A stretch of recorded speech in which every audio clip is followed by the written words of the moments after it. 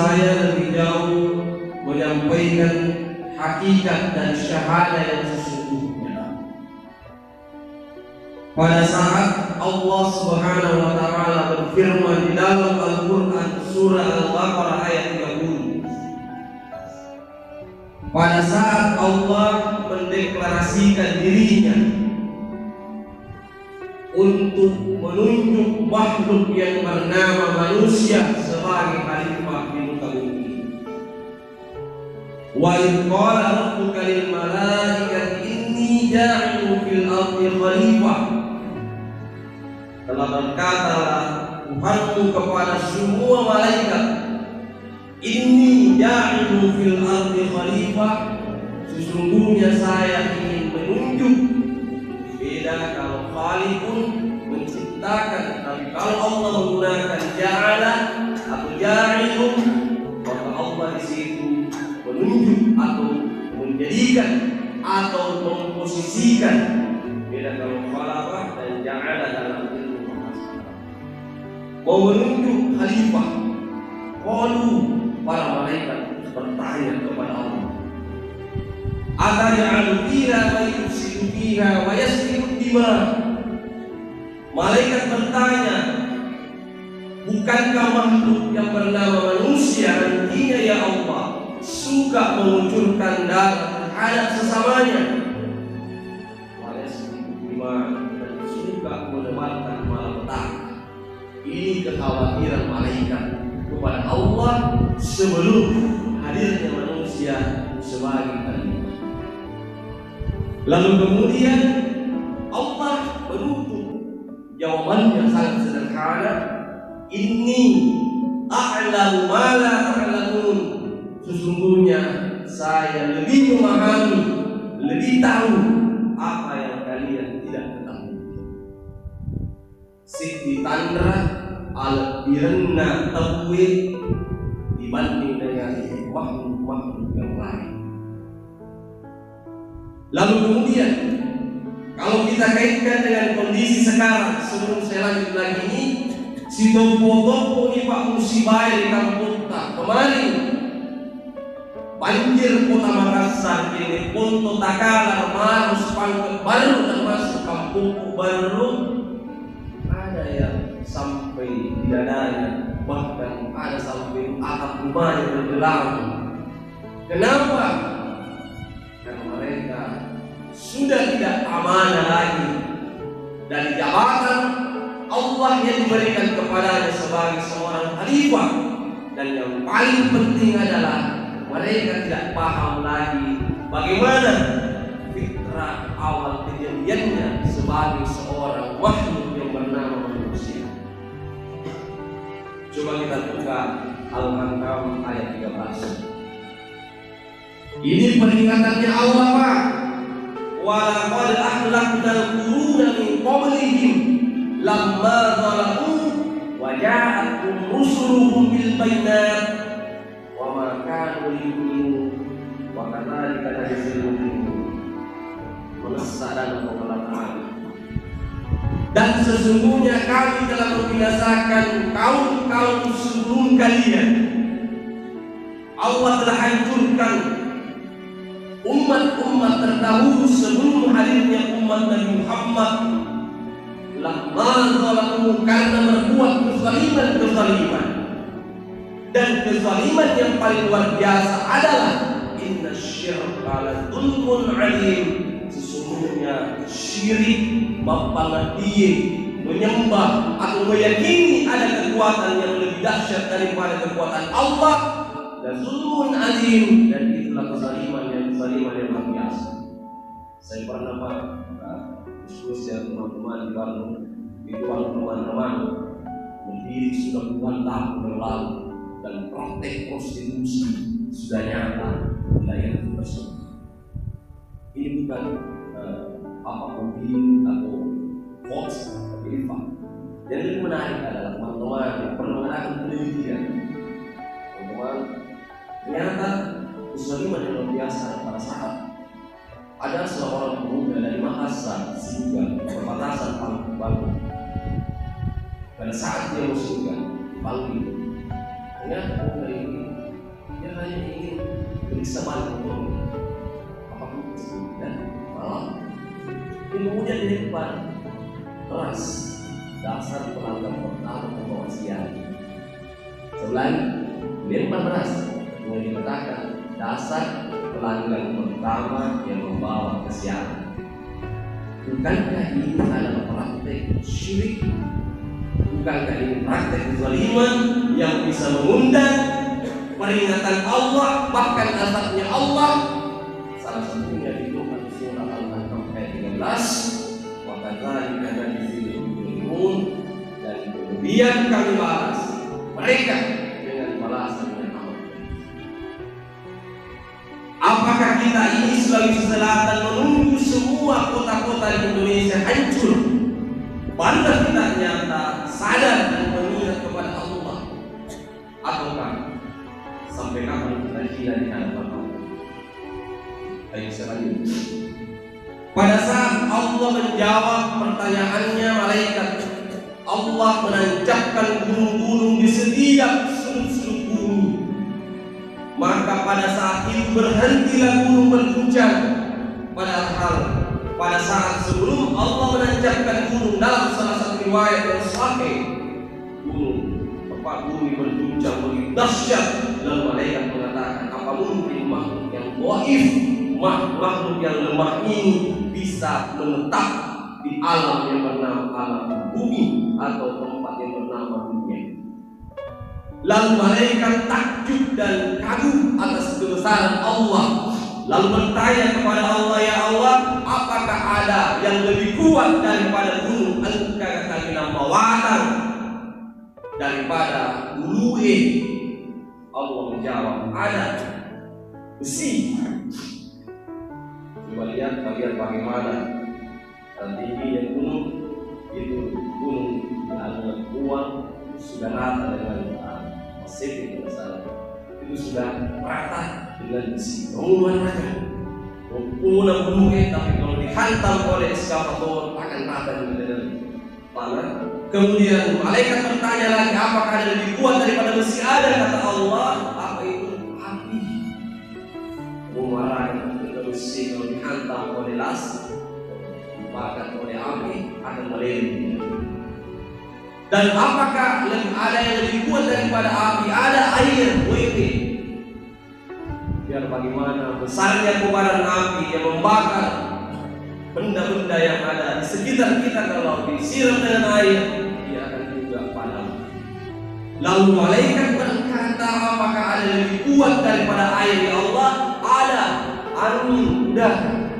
Biar bagaimana besarnya air, kalau dihantam dengan angin, akan kalah juga.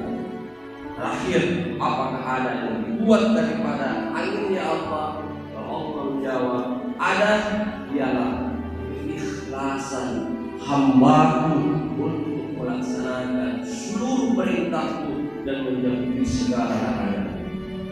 Ikhlas. Tapi ternyata ikhlas ini terbagi dua. Ada mukhlisina lahuddin, ada mukhlasun. Apa bedanya mukhlisin dan mukhlasun? Dan yang mana lebih tinggi? Dan apakah kita jamaah dan saya sebagai pembawa kajian pada subuh ini masuk pada kontes mukhlisin, atau sudah sampai pada level yang kedua tertinggi adalah mukhlasun? Mari kita lihat sama-sama redaksi perbedaannya. Kalau mukhlisin adalah orang yang melakukan segala sesuatu ikhlas karena Allah, tetapi tidak ada jaminan di beberapa saat kemudian, puluhan tahun yang akan datang, mereka akan mengungkit-ungkit kebaikannya, lalu kemudian berkata, kan saya dulu yang bantu kamu.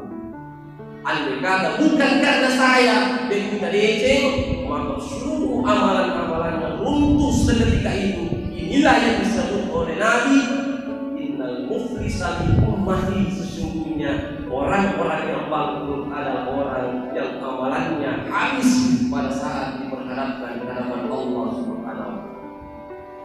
Tapi kalau mukhtasun adalah hamba yang dimana Allah ketika ditanya oleh iblis, ya Allah, saya ingin menggoda hamba-Mu dari jalan yang benar. Bahwa Allah mengatakan illa billahi rasul, kau bisa goda kecuali hamba yang memiliki rasa ikhlas kepada Allah Subhanahu wa taala. Hadirin kaum muslimin jamaah syukur rahimahullah. Baik, yang terakhir yang kedua adalah apa fitrah? Apakah yang dimaksud dengan fitrah? Kalau akhir Ramadan, bahkan setelah Idul Fitri, orang menyebut selamat Idul Fitri, selamat kembali pada fitrah. Tapi ujungnya, mengapa sebagian kaum muslimin banyak yang dicap oleh Allah sungguhnya mereka belum fitrah, walaupun mereka sudah menjalani selama sebulan Ramadan. Fitrah, sebagian ulama yang memahami definisinya adalah kembali kepada suci dengan salah satu hadis Nabi, kullu mauludin yuladu 'alal fitrah fa abawahu ayu hawidani ayu nasrani au ayu mahsanihi. Setiap manusia lahir dalam keadaan fitrah suci, maka kedua orang tuanya lah, lingkungannya lah, atau pendidikannya lah yang menjadikan dia Yahudi, Nasrani, dan Majusi. Banyak kalangan akademisi khususnya mendalami ilmu agama mendefinisikan fitrah adalah ibarat kertas kosong belum ada tinta tertulis di atasnya. Kalau saya berbeda, salah satu teman di program doktoral UN Parepare, beliau mengkaji tentang fitrah dalam pendekatan pendidikan agama Islam. Dia mendefinisikan seperti itu. Saya bilang saya dalam konteks berbeda. Lalu dia tanya, berarti apa itu fitrah? Kalau kita mau kembali mencermati hadis ini, kita buka studi hadis, kita buka Bukhari, Muslim, Nasai, Ibnu Majah, khususnya Bukhari, Muslim, tidak ada teks hadis melanjutkan kalimatnya, maka kedua orang tuanya lah yang menjadikan dia Muslim dan beriman kepada Allah. Tidak ada. Terus siapa yang menjadikan kita Muslim? Kullu mauludin yuladu 'alal fitrah. Setiap anak atau semua manusia lahir dalam keadaan fitrah. Stop, fitrah. Fa abawahu, maka kedua orang tuanya menjadikan Yahudi, Nasrani, dan Majusi. Stop. Tidak ada kalimat redaksi teks hadis yang menyatakan fa'abawahu ayyusaliman atau dan sebagainya. Tidak ada yang mengatakan kedua orang tuanya yang menjadikan dia Muslim dan beriman. Seorang pendeta bernama Yahya Walubi tidak dipaksa masuk Islam. Dia masuk Islam karena mengkaji Al-Quran. Terus kemudian apa itu fitrah? Fitrah menurut pahaman saya adalah ibarat kertas kosong yang sudah dicap stempel beriman kepada Allah Subhanahu wa taala. Jadi semua manusia sudah distempel dengan stempel beriman kepada Allah Subhanahu wa taala, di mana pada saat ada MOU-nya Allah dengan hamba, ada perjanjian kesepakatan pada diri manusia pada saat di dalam kandungan ibunya. Alastu bi rabbikum qalu bala syahidna. Allah mengatakan, apakah aku ini adalah Tuhanmu? Qalu bala syahidna. Semua manusia berkata, syahidna, kami sungguhnya telah menyaksikan atau sudah bersyahadat. Oleh karena itu, mengapa dunia ini disebut alam syahadah, alam persaksian? Karena sesungguhnya adalah manusia diperintahkan oleh Allah untuk membuktikan syahadanya, persaksiannya, untuk melaksanakan segala perintah Allah dan menjauhi segala larangannya. Sebab Allah mengatakan, wa minan nasi may yaqulu. Saya ulangi, wa minan nasi may yaqulu amanna billahi wa bil yawmil akhir. Sebagian manusia berkata kami beriman kepada Allah, kami beriman kepada hari kiamat. Wa ma hum bimu'minin, tetapi hakikatnya mereka munafik. Mereka tidak beriman sesungguhnya kepada Allah dan hari kiamat. Allah sudah mengatakan bahwa siapa yang taat kepada Allah dan Rasulnya, sungguh mereka akan mendapatkan kemenangan dan kemenangan besar. Terus kemudian apa yang dimaksud dengan syahadah? Ada mahasiswa saya di Parepare mengatakan bahwa syahadah adalah cukup mengucapkan asyhadu an la ilaha illallah wa asyhadu anna muhammadar rasulullah. Tidak sesederhana itu makna dan syahadat yang sesungguhnya. Dalam Al-Quran ada 4 kata yang berbeda. Ada 4 kata yang berbeda, sesungguhnya memiliki arti yang sama, sama-sama bersaksi atau melihat atau menyaksikan. Yang pertama, dalam Al-Quran kadang-kala Allah menggunakan ra'a. Yang kedua, Allah menggunakan nadhara. Yang ketiga, Allah menggunakan basara. Dan yang keempat, Allah menggunakan syahidah. Terus apa perbedaan keempat kata ini untuk membuktikan sejauh mana kualitas tingkat level syahadat kita selama ini? Ada guru saya begini, bahwa di dalam surah Al-Hijrah ayat 7, sudahkah Anda emosi atau marah ketika melihat kemunafikan, kefasikan dan kemaksiatan? Wa qarra ilaykumul kufra wal fusuqa wal isyan ulaika humur rasyidun. Sudahkah kita merasa marah? Sudahkah kita merasa emosi? Sudahkah kita mau meneriakkan dakwah ketika menyaksikan kekafiran terjadi di muka bumi ini? Kufra wal fusuqa, dan kefasikan yang dilakukan oleh umat muslimin, wal isyan, dan kemaksiatan yang dilakukan oleh kaum muslimin wal muslimat. Kalau sudah mulai kaum rasyidun, antum atau anda sudah masuk dalam golongan orang-orang yang mendapatkan hidayah. Ada kata ra'a. Dalam Al-Quran Allah berfirman, ara'aital ladzi yukadzibu biddin, apakah kalian tidak menyaksikan orang-orang yang mendustakan agama? Di ayat lain, alam tara kaifa fa'ala rabbuka bi ashabil fil, apakah kalian tidak menyaksikan bagaimana Allah memperlakukan tentara bergajah? Tara atau ra'a.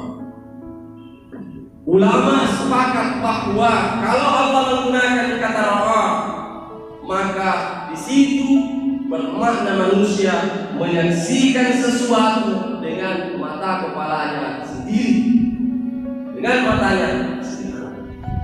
Contoh, kalau pemerintah daerah Kabupaten Sidin Rapa menyampaikan kepada masyarakat Sidrap, besok akan ada hari ulang tahun Kabupaten Sidrap yang sekian, maka akan ada lomba gerak jalan santai, hadiahnya adalah 1 buah mobil Avanza Velox misalnya. Hari juara kedua adalah 3 buah motor, yang juara ketiga adalah misalnya ada lemari kulkas dan sebagainya. Besok jam 8, sebelum jam 8 sudah berkumpul masyarakat Sidrap. Untuk apa? Untuk menyaksikan hadiah-hadiah apa yang akan didapatkan masyarakat Sidrap sebelum jam 8 pagi. Ini menyaksikan dengan matanya. Tetapi mengapa pada saat azan subuh dikumandangkan, hayya 'alas shalah, hayya 'alal falah, Allah sudah umumkan bahwa raka'ataini qabla al-fajri khairu minad dunya wa ma fiha, 2 rakaat sebelum salat subuh pahalanya jauh lebih mulia 27 kali lipat daripada mobil Avanza Velox. 27 kali lebih mulia daripada motor, 27 kali lebih mulia daripada seluruh fasilitas hadiah yang dijanjikan oleh panitia. Dan mengapa umat muslimin belum juga untuk menyemarakkan sholat subuh berjamaah, padahal hadiahnya lebih mulia daripada dunia yang beserta isinya. Bahkan ada masjid alina topang, alina tokang, alina imam sekaligus berangkat sebagai imam. Padahal surga, neraka, dan pahala tidak terlihat karena kadangkala umat muslimin hari ini terkontaminasi dengan paham-paham sekulerisme dan paham-paham liberalisme, nanti meyakini sesuatu kalau dilihat secara langsung. Hadis Nabi mengatakan bahwa inna likulli jum'ah, setiap hari Jumat ada malaikat berdiri di setiap pintu-pintu masjid untuk menjaga, ya. Malaikatil maktubah mencatat siapa-siapa hamba yang masuk ke dalam masjid sebelum khatibnya di mimbar, lalu kemudian setelah khatibnya di mimbar, malaikat duduk bersama jamaah mendengarkan khutbah Jumat. Tapi mengapa kaum muslimin nanti masuk ke dalam masjid kalau sudah iqamah, nanti masuk ke dalam masjid kalau imamnya sudah membaca Al-Fatihah? Ini mungkin tingkat syahadatnya belum pada tingkat syahadat yang sesungguhnya, tetapi baru pada level rafa. Jangan sampai kita pada level rafa. Yang kedua adalah nazarah. Apa itu nazarah? Adalah menyaksikan sesuatu dengan kecerdasannya. Makanya kalau akademisi khususnya mendalami ilmu agama membuka Al-Quran 30 juz 114 surah, apabila mendapatkan kalimat afala yanzurun, apa contoh misalnya afala yanzuruna ilal ibli kaifa khuliqat wa ilas samai kaifa rufi'at wa ilal jibali kaifa nusibat wa ilal ardi kaifa sutihat. Apakah kamu tidak menyaksikan penciptaan unta? Apakah kamu tidak melihat menyaksikan bersyahadah penciptaan dari langit dan tiang-tiangnya? Apakah kalian tidak bersyahadah menyaksikan bagaimana gunung ditancapkan di setiap sudut bumi? Apakah kalian tidak menyaksikan semua ciptaan Allah yang maha besar? Nazarah yang ini. Maka ada hamba tingkat syahadatnya belum pada level syahadat sesungguhnya, tapi baru pada level nazarah. Contoh, waktu ya, salah seorang dosen pernah mengkaji bahwa di Thailand sana ada seorang profesor yang bernama Profesor Tajamil Tahasen, salah seorang dekan Fakultas Farmasi. Ada orang kesehatan di sini, mari kita sama-sama membuktikan pendapat saya. Profesor Dr. Tahasen Tajamil Tahasen adalah seorang dekan Fakultas Farmasi salah satu universitas ternama di Thailand sana. Dia meneliti tentang kulit manusia.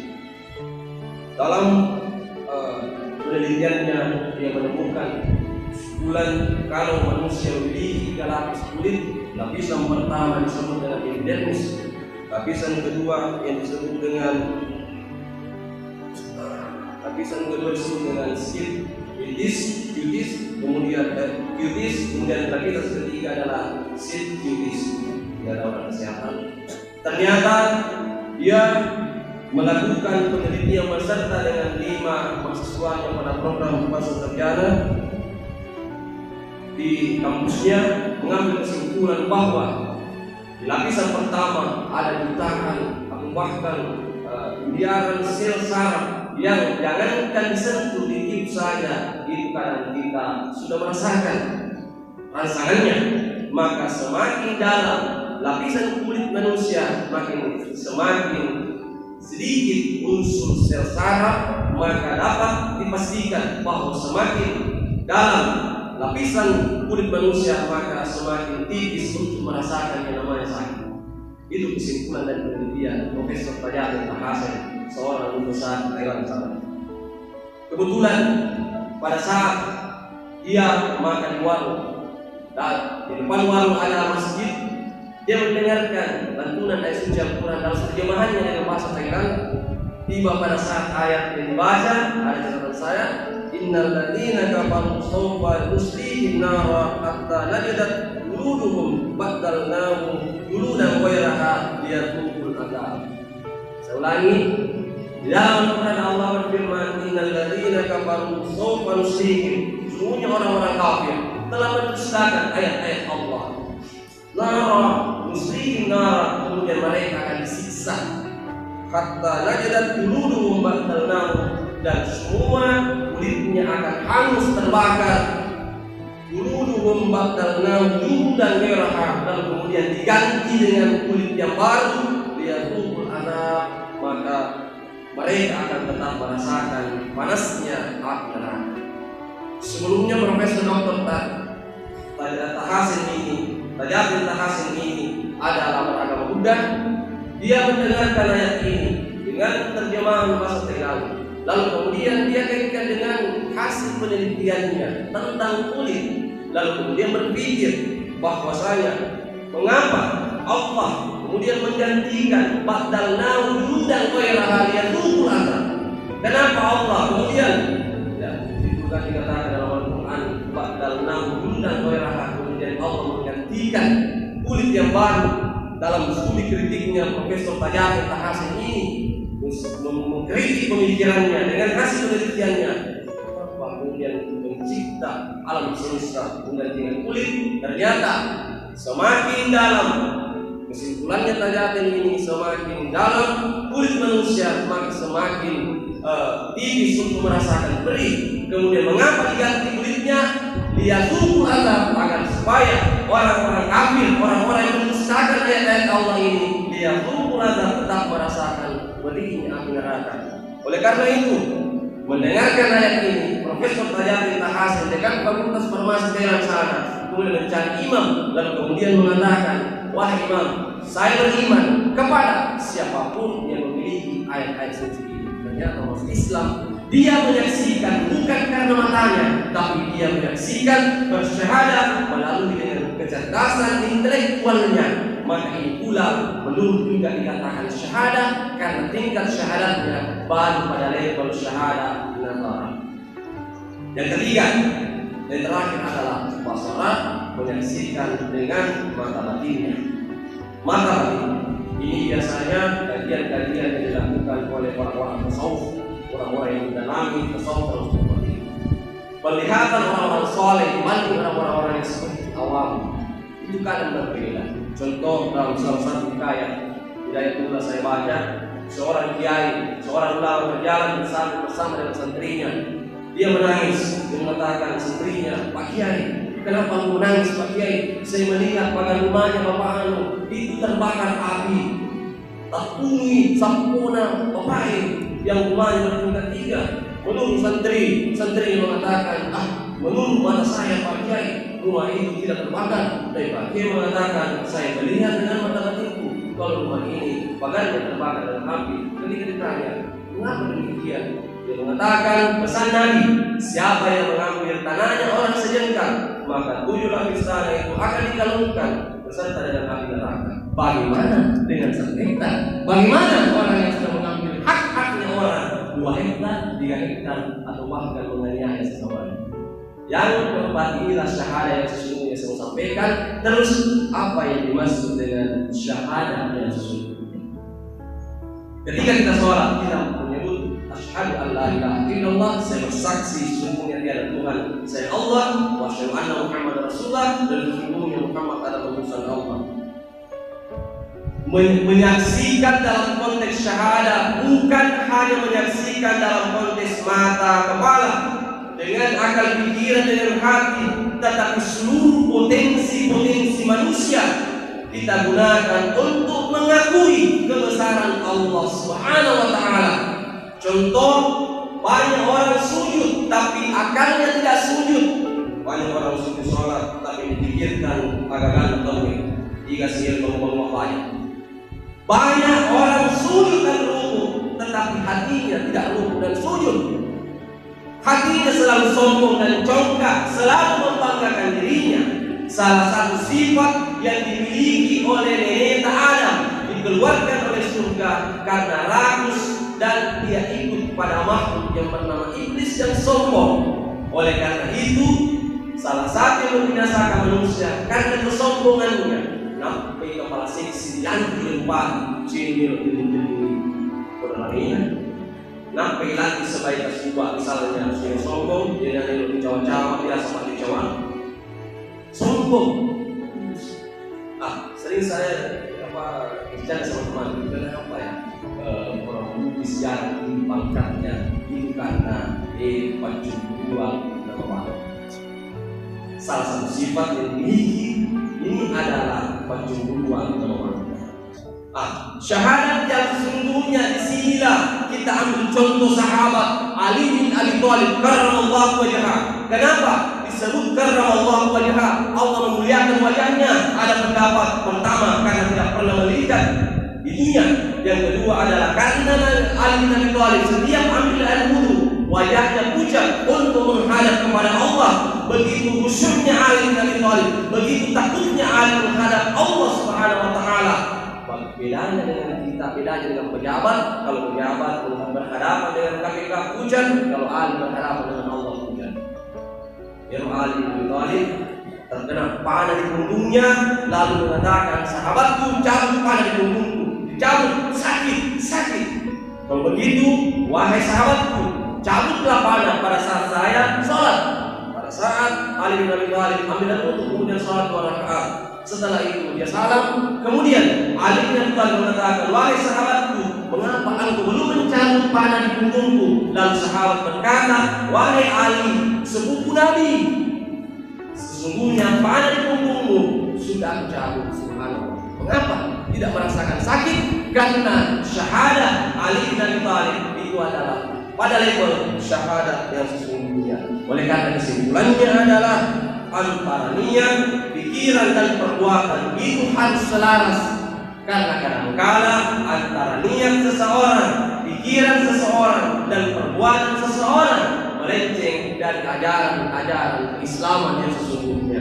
Mudah-mudahan semua yang hadir di sini syahadat pada level yang sesungguhnya, bukan pada syahadat yang pertama disebut Rahman, bukan pada level syahadat pada level kedua basara nasara, atau pada level ketiga yang disebut dengan syahadat basara, tetapi syahadat sesungguhnya adalah rukun Islam yang pertama, mengucapkan kedua kalimat syahadat. Mudah-mudahan ada manfaatnya. Nur wal qalam wa ma yasrun billahi fi sabilil haq wastabiqul khairat. Assalamualaikum warahmatullahi wabarakatuh.